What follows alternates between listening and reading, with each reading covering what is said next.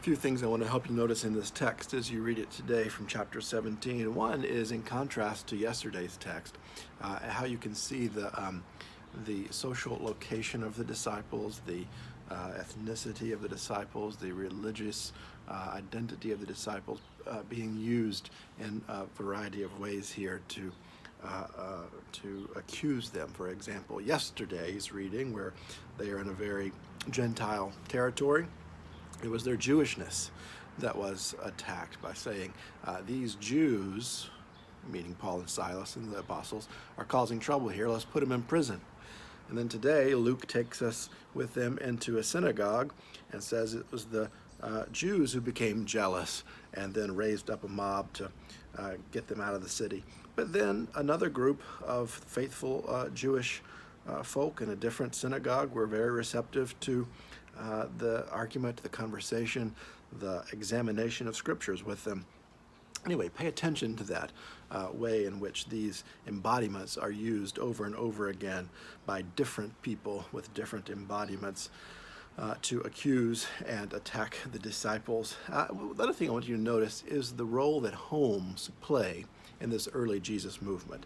At a time when we are all confined to our own homes, unaccustomed to practicing our faith tradition with others in community, but from our own homes, we should be really welcoming an examination into how the home is a location of Christian community and the movement of the Spirit throughout the book of Acts.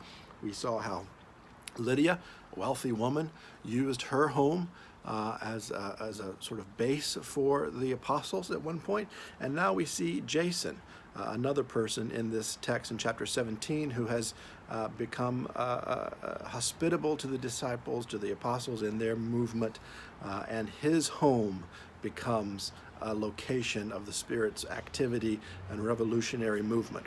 And thirdly, I want to just note for you the accusation that is leveled against the disciples.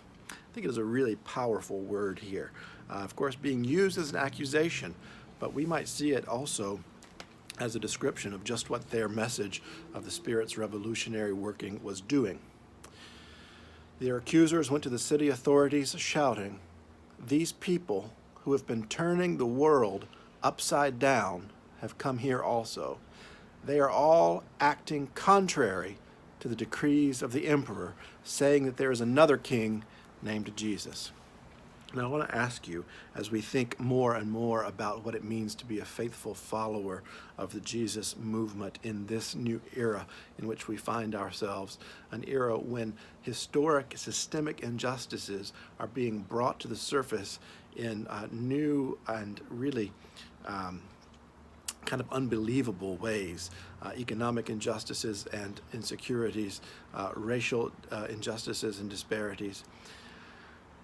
What would it take for us to follow the movement of the Spirit today in such a way that it could be said of us, these people who have been turning the world upside down have come here?